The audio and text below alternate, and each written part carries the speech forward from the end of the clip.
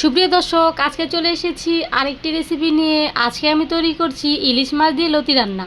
তো চলো তাহলে তৈরি করে ফেলি ইলিশ মাছ দিয়ে লতি রান্না। ওয়েলকাম ব্যাক টু মাই রন্ধন কিচেন। এখানে আমি লতি নিয়ে নিয়েছি। এই লতিগুলো এখন আমি ভালোভাবে কেটে নিচ্ছি।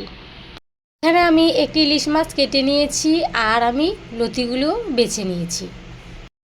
চুলায় একটি কড়াই বসিয়ে দিয়েছি, তাতে দিয়ে দিচ্ছি তেল। তেলের পরে দিয়ে দিব পেঁয়াজ বাটা, রসুন বাটা, আদা বাটা, জিরা বাটা, 1 চামচ হলুদের গুঁড়া, 1 চামচ মরিচের গুঁড়া আর অবশ্যই স্বাদ মতো লবণ দিয়ে সামান্য কিছু পানি দিয়ে মশলাটাকে আমি ভালোভাবে কষিয়ে নিচ্ছি। মশলাগুলো আমাদের কষানো হয়ে গিয়েছে। এখন আমি মাছগুলো দিয়ে মাছগুলো খুব ভালোভাবে কষিয়ে নিচ্ছি। মাছগুলো কষানো হয়ে গিয়েছে, এখন আমি উঠিয়ে নিচ্ছি আর ওই তেলের ভিতরে দিয়ে দিচ্ছি লতিগুলো। লতি দিয়ে দেওয়ার পর 2 মিনিটের মতো ভেজে নিচ্ছি। লতিগুলো আমি 2 মিনিট ভেজে এখন দিয়ে দিচ্ছি 2 কাপের মতো পানি দিয়ে অপেক্ষা করছি একটি বলক ওঠার জন্য। তরকারিতে যখন একবার বলক চলে আসবে তখন আমি মাছগুলো দিয়ে দিচ্ছি। আরও রান্না করে নিচ্ছি 15 মিনিটের মতো।